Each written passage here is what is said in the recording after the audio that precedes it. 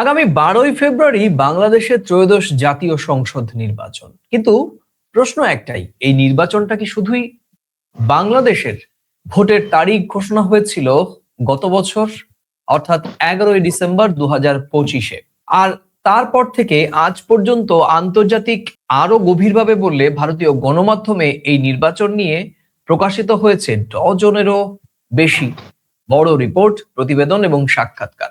সংখ্যাটা শতভাগ নিখুঁত করে বলা যাচ্ছে না, কিন্তু একটা বাস্তবসম্মত ধারণা আপনাদের সামনে শেয়ার করাই যায়। যেমন আন্তর্জাতিক গণমাধ্যমে আনুমানিক 20 থেকে 35টি বড় রিপোর্ট প্রকাশিত হয়েছে, ঠিক তেমনি ভারতীয় গণমাধ্যমে আনুমানিক 30 থেকে 55টি বড় রিপোর্ট কিংবা সাক্ষাৎকার প্রকাশিত হয়েছে। তাই একটা প্রশ্ন এখানে আসতেই পারে, কেন এত গুরুত্বপূর্ণ বাংলাদেশের নির্বাচন, সেটি ভারতের দিক থেকে কিংবা বিশ্ব মানচিত্রে? আমরা আজকের আলোচনায় সেই উত্তর খুঁজবার চেষ্টা করব একেবারে নির্দিষ্ট তথ্য পরিসংখ্যানের মাধ্যমে। প্রিয় দর্শক, আপনারা দেখছেন প্রথম কলকাতার আলোচনা ভিত্তিক অনুষ্ঠান প্রাসঙ্গিক প্রসঙ্গ।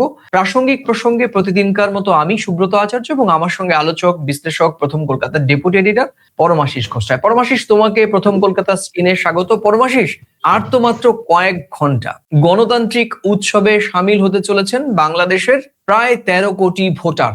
এই ভোটারের মধ্যে প্রায় অর্ধেক নারী, অর্ধেক পুরুষ।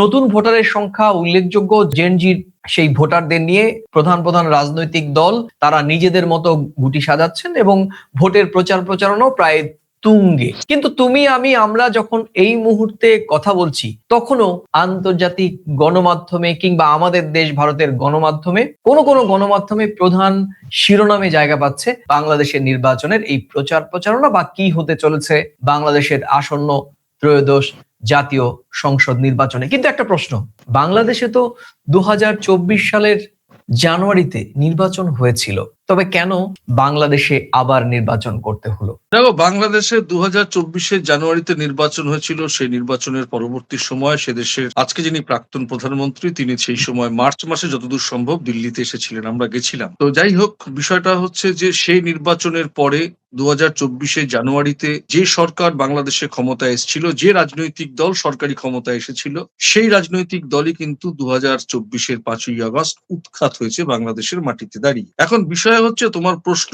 যে এই নির্বাচন আগামী 12ই ফেব্রুয়ারি নির্বাচন, প্রায় 72 ঘন্টা, মানে আমি ধরি 72 ঘন্টারও কম সময়, প্রায় ধরে নিচ্ছি এখন 68 ঘন্টা। ভোট শুরু হয় সকাল 7টায়, এখন ভারতীয় সময় এখানে প্রায় 1:30 বাজে। মানে নির্বাচনের প্রচারণা প্রায় শেষ হতে চলবে, 24 ঘন্টা প্রায় কিন্তু শেষ শেষ। হতে চলেছে। তো সেই জায়গা থেকে দাঁড়িয়ে দেখো, শুধু দক্ষিণ এশিয়া নয়, গোটা পৃথিবীর যারা গণতান্ত্রিক দেশগুলো আছে, সব দেশের যে কোনো রাজনৈতিক দল ক্ষমতায় আসে একটা ভোটের, গণতান্ত্রিক প্রক্রিয়ায় ভোটের মধ্য দিয়ে। সেই জায়গা দাঁড়িয়ে ভারত বা অন্যান্য দেশ, আন্তর্জাতিক গণমাধ্যমগুলো, আন্তর্জাতিক দেশের বড় বড় গণমাধ্যমগুলো, তারা এই বাংলাদেশের নির্বাচনের দিকে একেবারে সশরীরে না হলেও একেবারে সেন দৃষ্টিতে তাকিয়ে রয়েছে কি হতে যাচ্ছে। এবং তার আগে অনেক কিছু প্রচারণা, তার এই ঘটনার পরম্পরা, নির্বাচন কোন দিকে যাচ্ছে, নির্বাচন কেমন হবে, নির্বাচন ইনক্লুসিভ হচ্ছে কিনা, নির্বাচন যারা করাচ্ছে সেটা সঠিকভাবে হচ্ছে কিনা, আদৌ কি নির্বাচন সঠিকভাবে হবে, এসব নিয়ে নানা রকম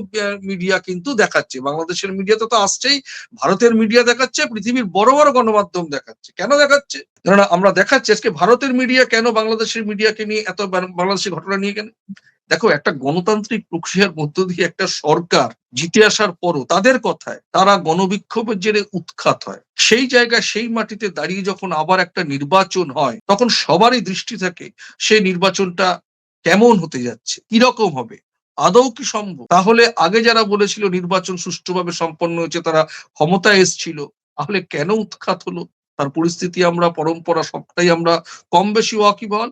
সেই মাটিতে দাঁড়িয়ে যখন নির্বাচন নতুন করে সম্পন্ন হওয়ার কথা হয়, তখন কিন্তু সবার নজর থাকে যে নির্বাচনটার গতি প্রকৃতি কোন দিকে যাচ্ছে। কেন ভারতের মাটিতে দাঁড়িয়ে কোনো গণমাধ্যম যখন এই বিষয়টা প্রচার প্রচারণা আনে তখন ভারতবাসীরাও কিন্তু দেখে।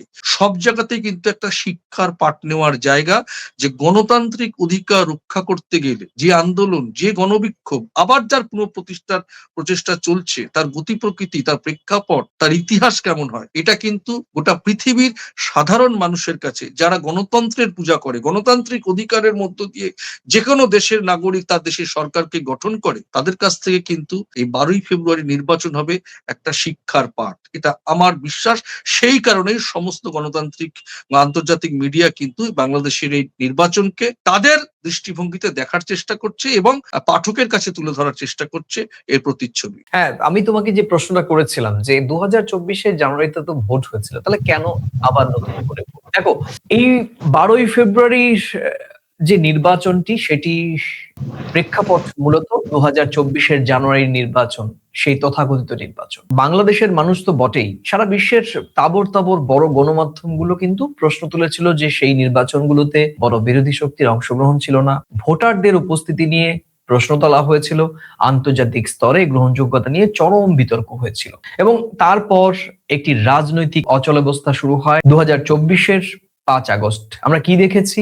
রাজপথে আন্দোলন, রাষ্ট্রযন্ত্র এবং বিরোধী শক্তির টানাপোড়েন, অর্থনীতি এবং কূটনীতিতে অনিশ্চয়তা, আন্তর্জাতিক চাপ এবং তারপর বাংলাদেশে আবার নির্বাচনী নির্ঘণ্ট প্রকাশ। তুমি জানো যে গত বছর 2025-এর 11ই ডিসেম্বর বর্তমান এই মুহূর্তে যে অন্তর্বর্তীকালীন সরকার, সেই সরকারের পক্ষ থেকে নির্বাচনী রোডম্যাপ ঘোষণা করা হয়। এবং এই নির্বাচনী রোডম্যাপ করার আগে ডক্টর মোহাম্মদ ইউনূস উনি কিন্তু বলেছিলেন যে একটি রিসেট বাটন প্রেস করা হচ্ছে বাংলাদেশের রাজনৈতিক, অর্থনৈতিক, সামাজিক সমস্ত কিছু, ধর্মীয় প্রেক্ষাপটের ক্ষেত্রে রিসেট বাটন উনি প্রেস করবেন।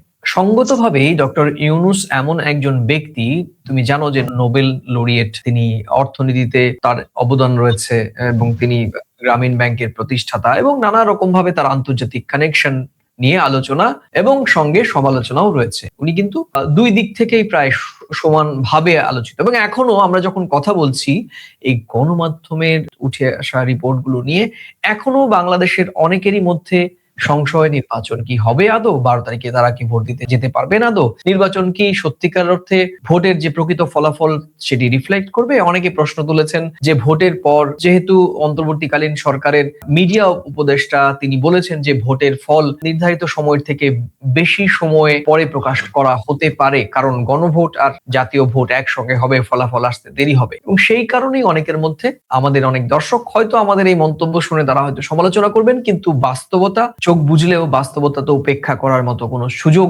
আমাদের কারোর কাছে নেই। হয়তো অনেকের আমাদের বক্তব্যের সঙ্গে অনেকে সহমত হবেন না কিংবা ভিন্ন মত হবেন, সেটা তাদের নিজস্ব দায়িত্ব, কিন্তু আমরা খোলা চোখে সাদা চোখে যা দেখেছি সেটাই আমরা দর্শকদের সামনে তুলে ধরতে চাইছি। সে কারণেই বাংলাদেশে আসন্ন ত্রয়োদশ জাতীয় সংসদ নির্বাচন, যেটি 12ই ফেব্রুয়ারি অনুষ্ঠিত হতে যাচ্ছে, এখনো পর্যন্ত সেটা মনে হচ্ছে, সে কারণেই সম্ভবত বাংলাদেশের অভ্যন্তরে তো বটেই, ভারত এবং আন্তর্জাতিক মহলের কাছে এটি বড় সড় উদ্বেগ, উৎকণ্ঠা এবং অবশ্যই কৌতূহলের বিষয়।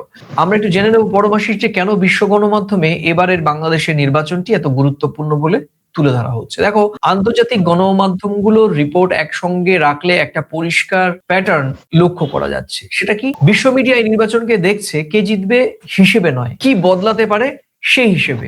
আশা করি তুমি বুঝতে পারছো যে কে জিতবে কে হারবে সেটা নয়, কি বদলাবে। কারণ বাংলাদেশের 2024-এর 5 আগস্ট হয়েছিল আসলেই বাংলাদেশের সংস্কারের লক্ষ্য নিয়ে, বৈষম্যহীন বাংলাদেশ করার লক্ষ্য নিয়ে। ফলে আমরা দেখেছি যে রয়টার্স বারবার বলছে post crisis, pre election phase and transaction, এবং একই রকম ভাবে আল জাজিরিয়া ফোকাস করছে যে জনগণের অংশগ্রহণ, বিরোধী রাজনীতি, ক্ষমতার ভারসাম্য। ফ্রান্স 24 তারা কি দেখছে? মিস ইনফরমেশন, ডিজিটাল ন্যারেটিভস, ভোটের আগে অনলাইনের বিভিন্ন জরিপ। অবশ্য আরেকটি গণমাধ্যম, বিশ্বখ্যাত গণমাধ্যম দ্য ডিপ্লোম্যাট দেখছে গণতন্ত্র, প্রেস ফ্রিডম, দক্ষিণ এশিয়ার ভূ রাজনীতির দিক থেকে। এখানে খেয়াল করলে বোঝা যায় পরমাশিস যে বিশ্ব মিডিয়ার প্রশ্ন কিন্তু একই রকম। কি সেটি প্রশ্ন? সেটি হচ্ছে নির্বাচনটা কতটা গ্রহণযোগ্য হবে, রাজনৈতিক স্থিতিশীলতা আদৌ ফিরবে কিনা বাংলাদেশে। এবং অবশ্যই আরেকটি প্রশ্ন অত্যন্ত গুরুত্বপূর্ণ, এটি প্রায় সমস্ত বিশ্ব গণমাধ্যম প্রশ্ন তুলেছে যে দক্ষিণ এশিয়ায় এর কি প্রভাব পড়বে। অর্থাৎ বাংলাদেশে যদি যদি সুষ্ঠু নির্বাচন হয় তাহলে তো নিঃসন্দেহে দক্ষিণ এশিয়ায় একটি ইতিবাচক প্রভাব পড়বে, কিন্তু নির্বাচনকালীন সহিংসতা কিংবা নির্বাচনের ফলাফল নিয়ে যদি প্রধান দুই রাজনৈতিক শিবির প্রতিপক্ষ যদি রণংদেহী কোনো ঘটনা ঘটায়, বাংলাদেশে একটা অস্থিতিশীল পরিস্থিতি তৈরি হয়, সেক্ষেত্রে দক্ষিণ এশিয়ায় এর কি কুপ্রভাব পড়বে? বিশ্বের কাছে বাংলাদেশের নির্বাচন একটা গণতান্ত্রিক পরীক্ষা বলেও অনেক বড় গণমাধ্যমের সম্পাদকীয় কলামগুলোতে প্রকাশ পেয়েছে। কিভাবে দেখছো বিষয়টি? দেখো, সেটা তো স্বাভাবিক। বিষয়টা হচ্ছে বাংলাদেশের 2024-এর 5ই আগস্টের পর বিগত দিনে 15 বছর বাংলাদেশে একটি রাজনৈতিক দল ক্ষমতায় থেকেছে তাদের বক্তব্য অনুযায়ী, তারা নির্বাচনের মধ্য দিয়ে। কিন্তু বাংলাদেশের গণমাধ্যম, বাংলাদেশের সাধারণ মানুষ কোটা বিরোধী আন্দোলন সংস্কারের পক্ষে যে আন্দোলন হয়েছিল, সে আন্দোলনের প্রেক্ষিতটা গোটা বিশ্ব কিন্তু দেখেছে। এখন সেই দেখার পর, আমি আগের কথাতেও বলেছি, সেই দেখার পর আবার নতুন করে 2024-এর জানুয়ারিতে নির্বাচন হয়, একটা দল জেতে, 2024-এর 5ই আগস্ট সেই দল উৎখাত হয়। তা সেখানে দাঁড়িয়ে এই উৎখাত হওয়া এবং পরবর্তীতে 17 মাস আগে 1400 লোক মারা গেছে, পরবর্তীতেও বেশ কিছু লোক মারা গেছে, সেটা আন্তর্জাতিক গণমাধ্যম বলো, বিভিন্ন মানবাধিকার রিপোর্টেও কিন্তু তা উল্লেখ রয়েছে। এবং এই নিয়ে কিন্তু মামলা মকদ্দমা, আন্তর্জাতিক ট্রাইব্যুনাল, বাংলাদেশের প্রাক্তন প্রধানমন্ত্রী সাজা ঘোষণা হয়েছে, মৃত্যুদণ্ডের সাজা ঘোষণা হয়েছে, সে নিয়ে বিতর্ক আছে। কিন্তু বিষয়টা হচ্ছে, এর পরে যখন বাংলাদেশের মাটিতে নির্বাচন হতে যাচ্ছে, সেই নির্বাচনটা কি আদৌ সুষ্ঠু নির্বাচন হবে? মানুষের অংশগ্রহণ থাকবে? প্রতিপক্ষের সঙ্গে প্রতিপক্ষের কি আবার সাংঘর্ষিক পরিস্থিতি তৈরি হবে? আবার কি রক্তাক্ত হবে ঢাকার রাজপথ? মানুষের মনে কিন্তু এই আতঙ্কটা আছে, সাধারণ মানুষের মনে আছে, গোটা পৃথিবীর। সেই জায়গায় দাঁড়িয়ে যারা দায়িত্ববান সংবাদ মাধ্যম, মানবাধিকার সংগঠন, তারা তো স্বাভাবিকভাবে এই বিষয়টি নিয়ে ভীষণভাবে তারা আলোচনায়, গবেষণায়, সমীক্ষায় আসবে। এবং তারা কিন্তু এটাও সমীক্ষা করছে যে সোশ্যাল মিডিয়াতে যে যে জিনিস এটা নিয়ে হচ্ছে, সেটাও কিন্তু তারা উল্লেখ করছে। তার মানে এটা অত্যন্ত গুরুত্বপূর্ণ, কোনো জায়গায় কোনো রকম ফাঁক থাকছে না। সাধারণ মানুষ কি বলছে, জনমত এবং সমীক্ষা বলছে, মিডিয়া কি বলছে, সবটা নিয়েই কিন্তু এটা কম্পাইল করে একটা রিভিউ করার চেষ্টা করা হচ্ছে। এটা একদম অত্যন্ত জরুরি। তার কারণ, কেন আমরা গণঅভ্যুত্থানটা দেখেছি, দেখো, মানুষের প্রাণ যাওয়া দেখেছি, প্রধানমন্ত্রীকে পালিয়ে আসতে দেখেছি। খুব কম সংখ্যক গণমাধ্যমকে মিস ইনফরমেশন দিয়েছে বলে আন্তর্জাতিক গণমাধ্যম দাবি করছে। আন্তর্জাতিক গণমাধ্যমে যেটা উঠে এসেছে সেটা হচ্ছে social media miss information, propaganda বা বিভিন্ন ধরনের উস্কানিমূলক মন্তব্য বা পাল্টাপাল্টি বিষয় বা নির্বাচন নিয়ে একটি প্রোপাগান্ডা চলছে। সেটি আমরা ফ্রান্স 24 ভিত্তিক যে ফ্রান্সের প্রভাবশালী গণমাধ্যম, সেখানে আমাদের যে বিশ্লেষণ সেখানে কিন্তু আমরা বলেছি। তো এটাও একটা বড় ফ্যাক্ট। এবার একটি চ্যালেঞ্জ যে নির্বাচন 12 ফেব্রুয়ারি নির্বাচনের আগে এই যে মিস ইনফরমেশন ছড়িয়ে যাওয়া, এটাও ফলাফলে কিংবা পরবর্তীতে স্থিতিশীল বাংলাদেশ তৈরি করার ক্ষেত্রে হয়তো একটা বড় চ্যালেঞ্জ বলে অনেকেই মনে করছেন বা বিভিন্ন মিডিয়াও কিন্তু সেই আভাস দিচ্ছে। পরমাশিস, এবার আরেকটি গুরুত্বপূর্ণ বলবো আমাদের জন্য, বিশেষ করে আমরা ভারত বাংলাদেশের সম্পর্ক নিয়ে যারা কাজ করি, যারা বিভিন্ন সময় আলোচনার টেবিলে আমি ভারতের পক্ষে, বাংলাদেশ বিপক্ষে, কিংবা বাংলাদেশের পক্ষে যারা বসে গলা ফাটাচ্ছেন, ভারতের বিপক্ষে যারা চিৎকার করছেন, বা আমাদের এপারে আমরা বসে বলছি যে ওপারে সংখ্যালঘু নির্যাতন হচ্ছে, ওপারে বসে আবার এখানে বলা হচ্ছে সংখ্যালঘু নির্বাচন।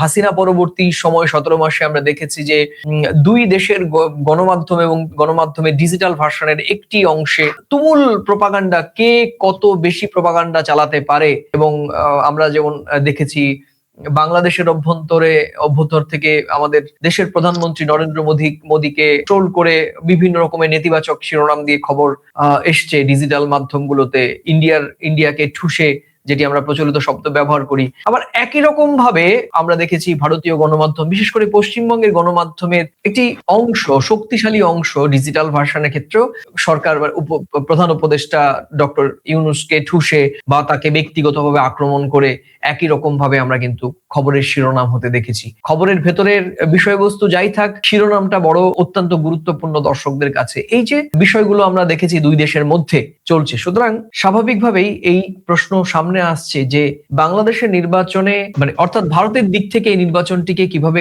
কেন এত বেশি গুরুত্ব দেয়া হচ্ছে। দেখো, ভারতের কাছে বাংলাদেশ শুধুমাত্র একটি প্রতিবেশী দেশ এমনটি নয়, বাংলাদেশ ভারতের কাছে সবচাইতে কৌশলগত প্রতিবেশীও দেশটি।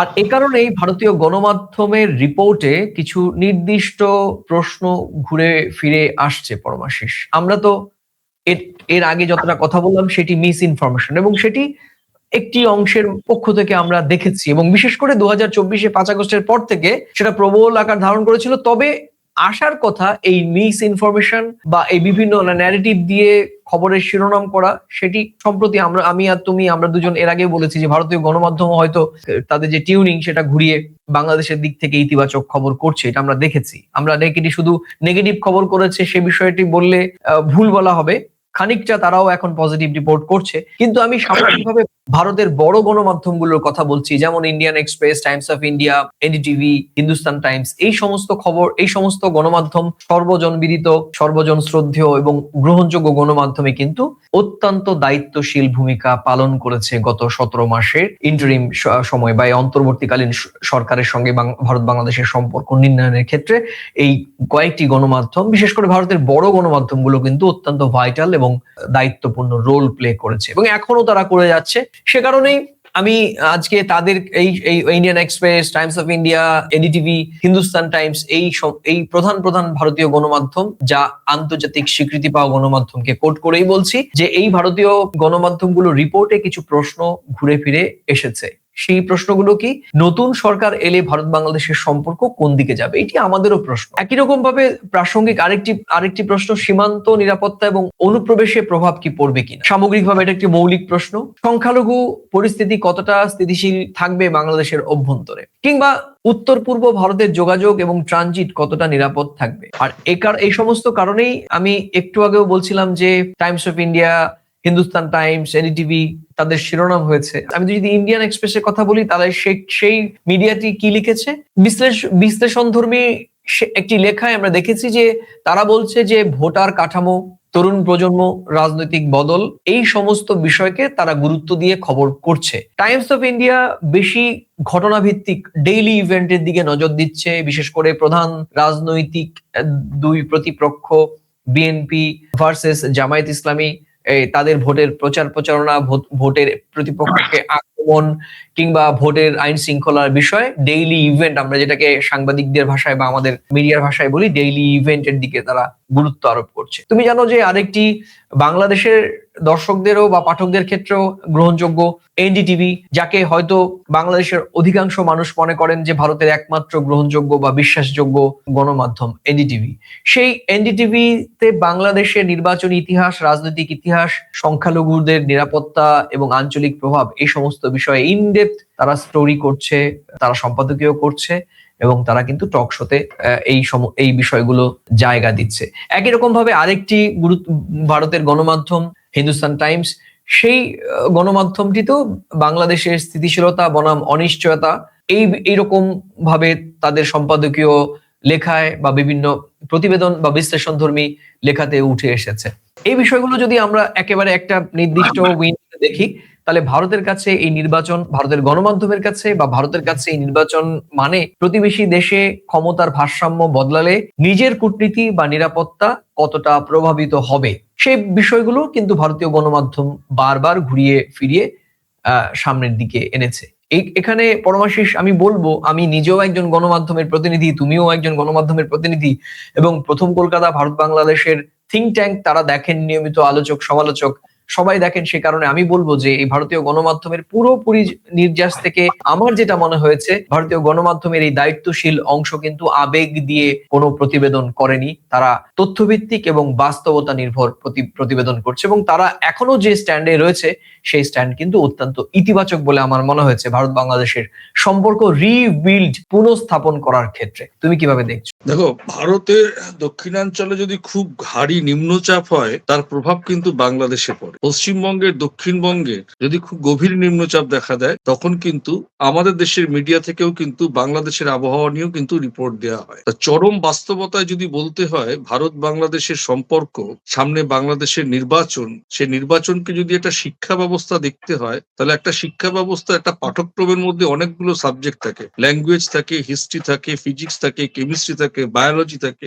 বিষয়টাকে এরকম ভাবে কিন্তু ভারতীয় মিডিয়া বিভিন্ন প্রেক্ষাপটে, বিভিন্ন আঙ্গিকে, বিভিন্ন অ্যাঙ্গেলে কিন্তু দেখার চেষ্টা করছে। আর একটা বিষয় যেটা আন্তর্জাতিক গণমাধ্যমগুলো বিভিন্ন সমাজ মাধ্যমের পোস্ট নিয়ে যেসব কথা বলছেন, যে তার মানে অত্যন্ত তারা ভীষণভাবে নিরীক্ষণ করছেন। আমি আগেও বলেছি যে ধরো আজকে যদি কলকাতার কোনো গণমাধ্যম বা ভারতের একটা খুব সর্বভারতীয় গণমাধ্যম একটা পোস্ট করে দেয় তাদের সোশ্যাল মিডিয়ার পেজে, একেবারে 100 মুখী সংশয়ের মুখে পড়েছে নির্বাচন, সে দায়িত্ব নিয়ে একটা সোশ্যাল মিডিয়া কেউ লিখে দিল, সেটা কিন্তু মানুষ, লক্ষ লক্ষ মানুষ দেখবে, কিন্তু এর বাস্তবতাটা কোথায়? বাস্তবতা থাকছে না।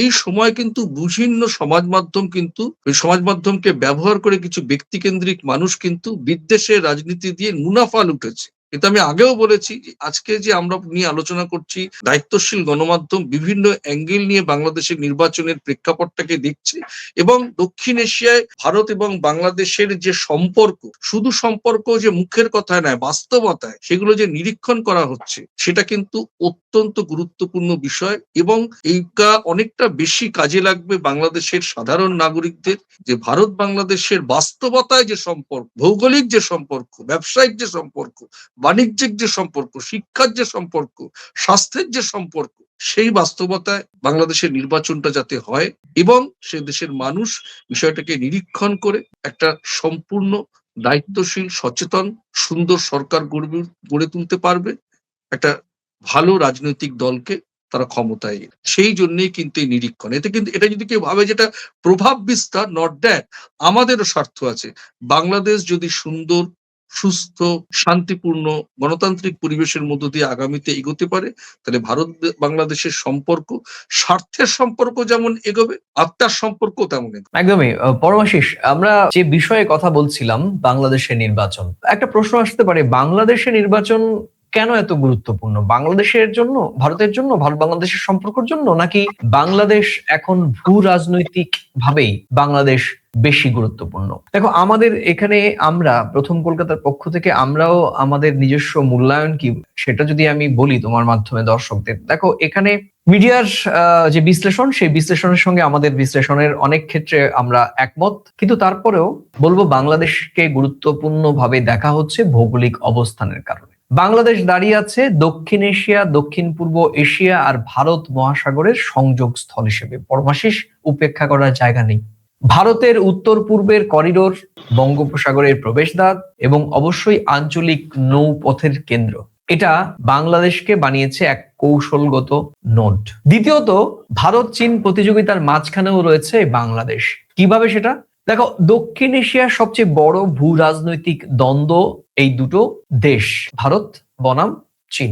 তুমি, আমি, আমরা কেউই, এবং দর্শক যারা দেখছেন, যারা হয়তো আমাদের কথা এতক্ষণ ধরে শুনেছেন, যারা চলে গিয়েছেন প্রথমে দেখে, তারা হয়তো মিস করবেন, তারাও জানেন যে হ্যাঁ, এই কথা সত্যি, যে ভারত বনাম চীন এই দক্ষিণ এশিয়ায় ভূ রাজনীতিতে পারস্পরিক দুই প্রতিদ্বন্দ্বী দেশ, শত্রু বলবো না, প্রতিদ্বন্দ্বী দেশ।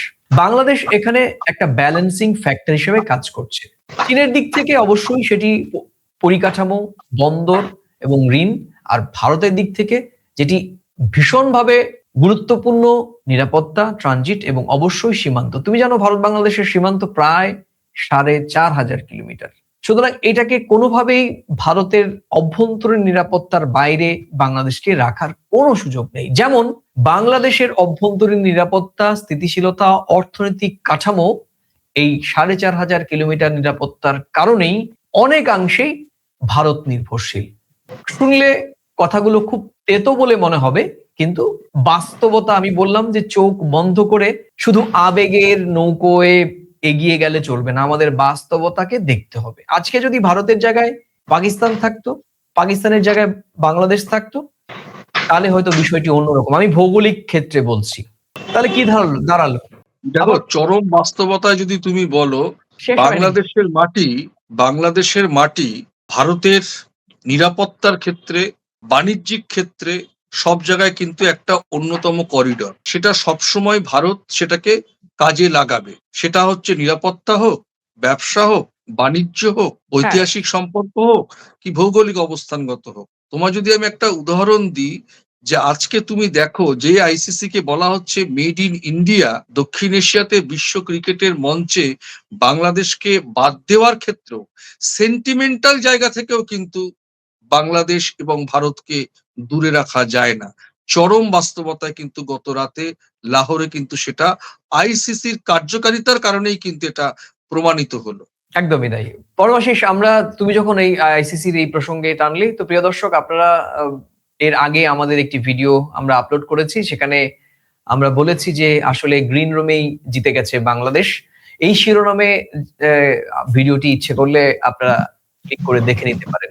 প্রসঙ্গে ফিরছিলাম, যেটা বলছিলাম, দেখো, ভারত চীনের মধ্যে একটা ব্যালেন্সিং পজিশনে রয়েছে বাংলাদেশ, উপেক্ষা করার কোনো জায়গা নেই। ফলে নির্বাচনের পর বাংলাদেশ কোন দিকে কতটা ঝোঁকে, এই প্রশ্নটা বিশ্ব শক্তির কেন্দ্রগুলোর কাছে এটা গুরুত্বপূর্ণ। আরেকটি বিষয় যেটি বলছিলাম, বঙ্গোপসাগর এবং সামুদ্রিক কেন্দ্রিক রাজনীতি, এটা নিয়ে কিন্তু অনেক কথা হচ্ছিল। শেখ হাসিনার পতনের কারণ হিসেবেও বলা হচ্ছিল সেন্ট মার্টিন দ্বীপ, যেটা নাকি মার্কিন যুক্তরাষ্ট্রের প্রত্যাশিত একটি ডেস্টিনেশন ছিল।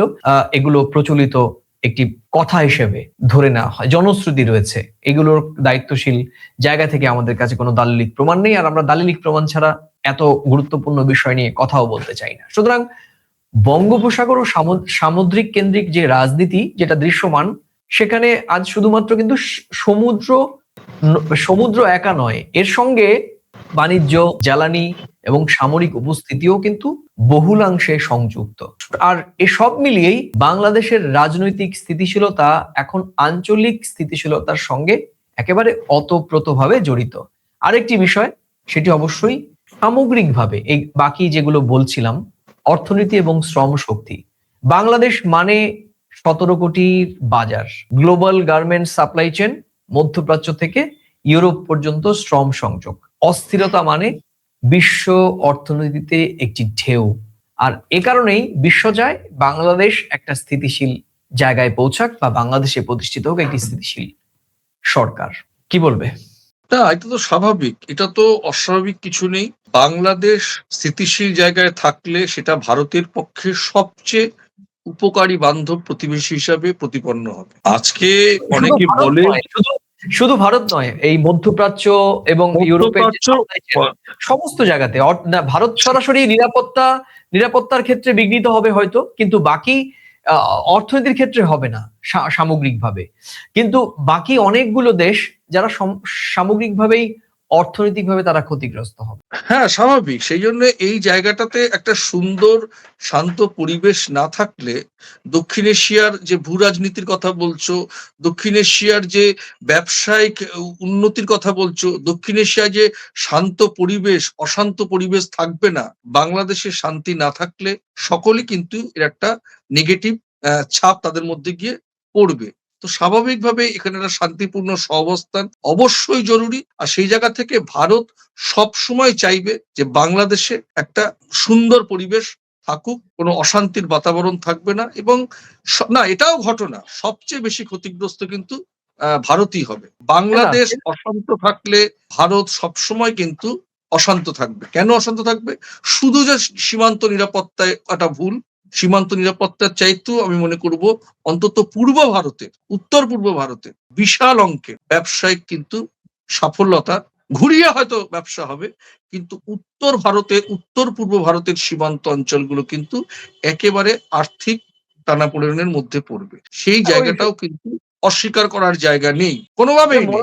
দেখো, ভারতবর্ষের উত্তর পূর্ব ভারতের নাগরিকরা, পশ্চিমবঙ্গের সীমান্তবর্তী অঞ্চলের নাগরিকরা যে 4,500 কিলোমিটারের কথা বলছো, সেখানকার নাগরিকদের রুটি রুজি, সীমান্ত ব্যবসা যে হয়, যে মানে বাণিজ্য, মানে রপ্তানি আমদানি যে ব্যবসা হয়, অনেক লক্ষ লক্ষ মানুষ তাদের রুটি রুজির সঙ্গে জড়িয়ে। তো বাংলাদেশ অশান্ত থাকলে ভারত নিরাপত্তার খাতিরে সবকিছু বেড়াজাল দিয়ে আটকে রাখবে, তখন বাংলাদেশের ক্ষতি তো হচ্ছেই, ভারতের মানুষেরও তো ক্ষতি হবে। এটা তো একদমই অস্বীকার করা যাবে না।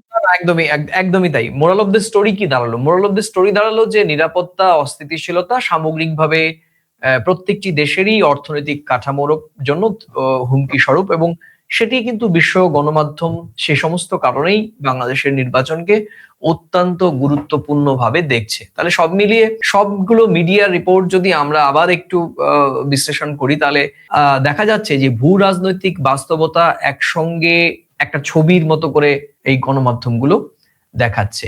কেউ বলছে যে সব ঠিক, এমনটি বলা যাচ্ছে না। আবার কোনো মিডিয়া বলছে যে না, বাংলাদেশে এখনো সব শেষ হয়ে যায়নি, বরং নতুন শুরুর সম্ভাবনাও দেখছে কোনো মিডিয়া। তবে সবাই একই স্বরে বলছে যে বাংলাদেশ একটা সংবেদনশীল মোড়ে দাঁড়িয়ে, সেটা আমরাও বারবার করে বলেছি।